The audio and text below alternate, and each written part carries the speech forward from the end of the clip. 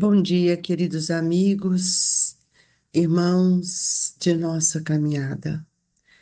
Eis-nos aqui mais uma vez, reunidos em nome do Cristo, a rogar o amparo e a proteção para todos nós, a fim de que venhamos compreender de uma forma mais profunda as nossas dores, nossas aflições e as situações que cada dia temos sido convidados a vivenciar. Hoje nós vamos ler o capítulo 5, Bem-aventurados aflitos, justiça das aflições. Bem-aventurados que choram, porque serão consolados. Bem-aventurados que têm fome e sede de justiça, porque serão saciados. Bem-aventurados que sofrem perseguições, por amor à justiça, porque é deles o reino de Deus. Mateus capítulo 5, versículos 5, 6 e 10. Justiça das aflições. Só na vida futura podem se realizar as compensações que Jesus promete aos aflitos da terra. Sem a certeza do futuro, essas máximas seriam um contrassenso, mas ainda seriam um engodo. Mesmo com essa certeza, dificilmente se compreende a utilidade do sofrimento para ser feliz. Dizem, para haver mais mérito, mas então se pergunta, por que uns sofrem mais do que os outros? Por que uns nascem na miséria e outros na opulência, sem nada haverem feito para justificar essa posição? Por que uns não são bem-sucedidos em nada, enquanto que para outros tudo parece sorrir? Porém, o que se compreende ainda menos é ver os bens e os males tão desigualmente partilhados entre o vício e a virtude. É ver o homem virtuoso sofrer ao lado de perversos que prosperam. A fé no futuro pode consolar e inspirar paciência, mas não explica essas anomalias que parecem desmentir a justiça de Deus. Entretanto, desde que se admite Deus, não se pode concebê-lo sem o infinito das suas perfeições, ele deve ser todo poder, toda justiça, toda bondade. Sem isso não seria Deus. Se Deus é soberanamente bom e justo, não pode agir por capricho nem com parcialidade. As vicissitudes da vida têm, pois, uma causa, e visto que Deus é justo, essa causa deve ser justa. Eis do que cada um deve se compenetrar. Pelos ensinamentos de Jesus, Deus permitiu que os homens viessem a compreender essa causa, e hoje, considerando-os bastante amadurecido para compreendê-la, ele a revela inteiramente pelo Espiritismo, isto é, pela voz dos Espíritos. Vamos elevar o nosso pensamento até Jesus, pedindo ao Mestre que ele possa nos amparar, nos assistir nessa manhã, ampliando o nosso pensamento, a nossa compreensão em relação à justiça das aflições, para que possamos vivenciá-las de uma forma mais serena e que nos auxilia dia a dia a avançar e a progredir. E assim, Senhor, com alegria em nossos corações, é que nós damos por aberto este Evangelho da manhã de hoje. Que o Senhor esteja com todos nós, hoje, agora e sempre. Que assim seja. Meus amigos, nós precisaríamos de compreender primeiro o que são as aflições. As aflições, segundo Allan Kardec, ele nos mostra que as aflições terrenas são os remédios da alma. Veja bem, por que Kardec fala isso? Ele traz para nós isso, né, da Revista Espírita, quando ele nos diz assim: as aflições terrenas são o remédio da alma, salvam-na para o futuro, como uma dolorosa operação cirúrgica salva a vida de um doente e lhe restitui a saúde. Eis porque o Cristo diz: bem-aventurados os aflitos, porque serão consolados. As aflições da terra terrena, ela vai nos estimular a vivenciar uma proposta de amor, buscando na fé, na oração, na compreensão, o porquê das nossas dores. Daí vem a justiça das aflições, porque ninguém sofre ou ninguém passa por aflições sem ter cometido alguma coisa contrária à lei de Deus. E as aflições são, por que Kardec diz, as aflições terrenas são os remédios da alma. Salva-no para o futuro com uma dolorosa operação cirúrgica, salva a vida de um doente e lhe restitui a saúde. Porque quando nós estamos em aflição, nós vamos buscar no Evangelho de Jesus aquele conhecimento que vai nos abrandar, que vai nos trazer força. E nesse movimento interno é que nós vamos ver o valor da prece. Então, a prece, ela vai nos fortalecer, porque ela nos auxilia, ela nos sustenta e ela também nos dá força para que a gente possa buscar recursos novos que vão nos auxiliar. Então, a fé, ela tem uma grande tarefa e nós, às vezes, não cumprimos essa fé por não perceber o grande auxílio que ela nos traz e que nos leva também a compreender a caridade. A caridade, ela vai fazer com que a gente mova todo o esforço para buscar uma sustentação.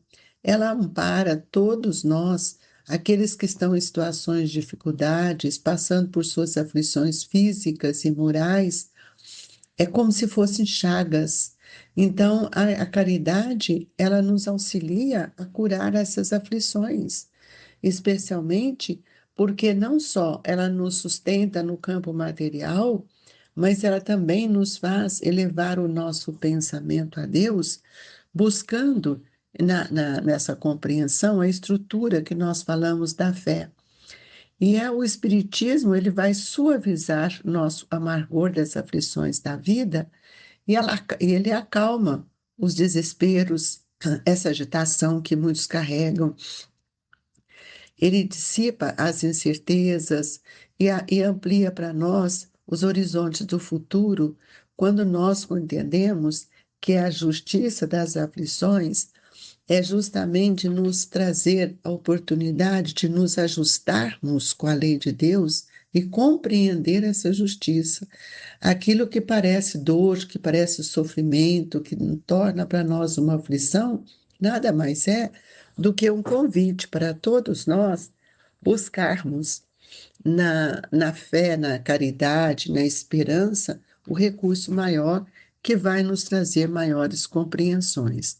Então, nós vamos entender que no Livro dos Espíritos, na questão 133A, ele diz assim: chegam mais depressa, ao fim demais, as aflições da vida, são muitas vezes a consequência da imperfeição do espírito. Quanto menos imperfeições, tanto menos tormentos. Aquele que não é invejoso, nem ciumento, nem avaro, nem ambicioso, não sofrerá as torturas que se originam desses defeitos. Então, a gente pode ver que todos nós ainda carregamos essas aflições, justamente porque nós ainda não compreendemos todo esse processo e que nós temos que entender que nós estamos reencarnados para modificar a nossa forma de pensar e de encarar a vida. Porque a justiça das aflições, ela é o pilar de todo o Sermão da Montanha, e é por isso que nós vamos entendendo o valor da reencarnação. Porque à medida que eu compreendo essa justiça hoje e vivencio as minhas dores, as minhas aflições, eu estou lançando luz para o futuro. Então, nós vamos ver que é, no próprio Evangelho, no capítulo da coletânea de preces, nós vamos ver uma mensagem que o Espírito diz assim: eu vos suplico que o assistais nas suas aflições. Se no seu interesse elas lhe dão, se no seu interesse elas lhe não puderem ser poupadas, fazei, compreenda que são necessárias ao seu progresso. Não tem jeito de nós tirarmos as nossas aflições, as nossas dores, porque elas são internas. O que nós temos que fazer é compreender a causa das aflições. E aí Kardec nos disse: dai-lhe confiança em Deus e no futuro que lhes tornará menos acerbas. Dai-lhe também forças para não sucumbir ao desespero, que lhe faria perder o fruto de seus sofrimentos e lhe tornaria ainda mais penosa no futuro a situação. Encaminhai para ele o meu pensamento, a fim de que ajude a manter-se corajoso. Ora, todos nós precisamos compreender que a lei divina, ela nos oferece possibilidades de nos ajustarmos. Então, ninguém está isento de passar pelos seus tormentos, por esses momentos conflitivos, né? E aqui na questão 931, e Kardec também nos fala: nenhuma é perfeitamente feliz, e o que julgais ser a felicidade muitas vezes oculta por gentes aflições. O sofrimento está por toda parte. Veja bem, o sofrimento está por toda parte, não é só comigo. Para responder ao teu pensamento, direi que as classes a que chamamos sofredoras são mais numerosas, por ser a terra lugar de expiação. Quando houver transformado em morada do bem e de espíritos bons, o homem deixará de ser infeliz. Aí, a ela, lhe será o paraíso terrestre.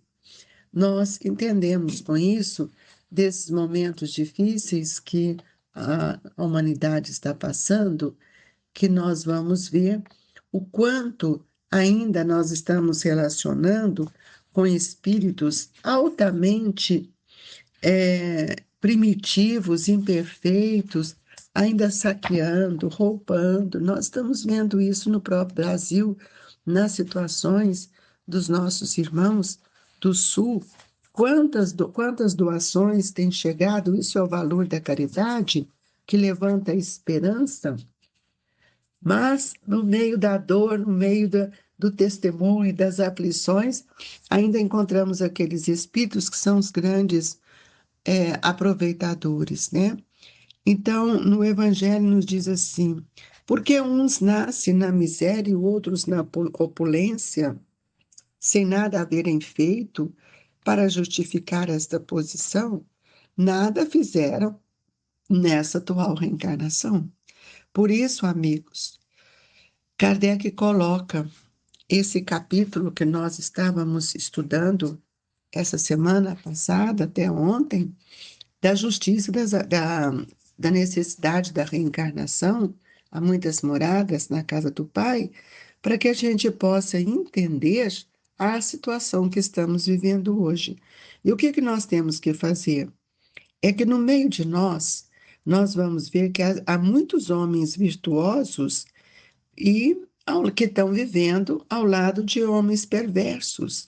Mas todos nós precisamos alimentar a fé, a confiança, porque a fé no futuro ela pode consolar e inspirar paciência, mas não explica essas anomalias que parecem desmentir a justiça de Deus.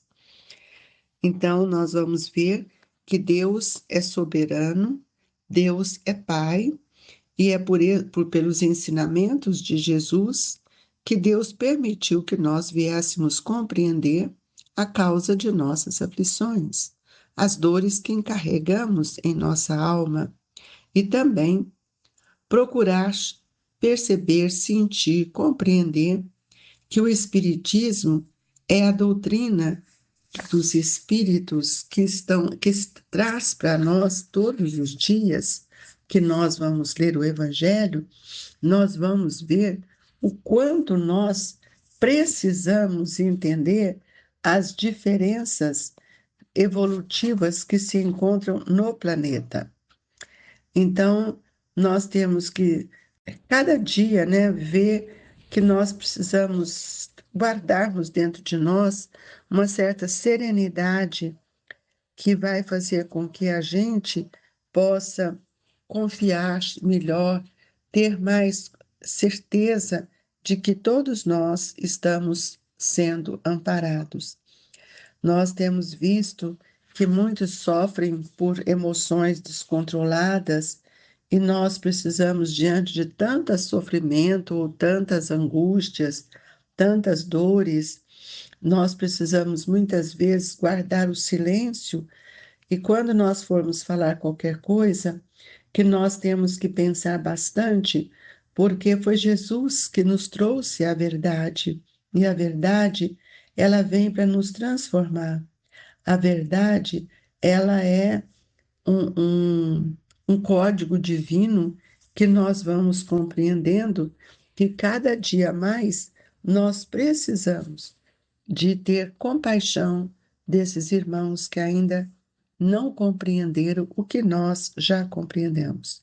Então, a luz da compaixão, ela clareia a nossa forma de pensar, a rota dos nossos atividades, e se nós temos alguma dificuldade, é preciso que a gente possa perceber que todos nós estamos sob o amparo de Deus. Então, essas aflições, elas serão modificadas à medida que nós vamos entendendo a oportunidade que Deus tem nos oferecido na atual existência. Ninguém sofre aquilo que não merece. Tudo que nós estamos passando vai mostrar cada dia, cada vez mais, que nós estamos resgatando e não pagando, mas resgatando aquilo que nós não conseguimos compreender. A justiça das aflições se faz para todos nós. Nós pedimos a Jesus nesta hora, sublime do passe, que sejamos amparados, assistidos, fortalecidos, mas acima de tudo, que durante o passe cada um peça para as dores que estão te atormentando, para as suas aflições, e que busque no meio por meio da sua prece, irmão, o recurso valioso da compreensão, que não há fardo pesado para ombros fracos. Tudo é compatível com as nossas forças. E se as suas aflições parecem maiores, tenha confiança. Deus enviou Jesus para que seus ensinamentos viessem nos trazer luz da compreensão para suavizar o fardo das dores. Por isso, Jesus, nós pedimos neste instante que os benfeitores amigos possam estender as suas mãos sobre nós e que a paz, a esperança, a confiança seja constante em nossa vida. Fluidifique as nossas águas, Senhor, para que elas possam serem transformadas em medicamentos para cada um de nós. Jesus, nós te agradecemos, mas nós te pedimos. Levai a todos os nossos irmãos a esperança, a confiança, a força, para que cada dia seja mais suave, com a compreensão do olhar divino para todos nós. Receba nos seus corações as vibrações amorosas do Grupo Espírita Esperança e Caridade, Colégio Allan Kardec. Sinta-se agasalhados pelas vibrações do nosso querido irmão Eurípedes Barçanufo. Fique com Deus, que assim seja.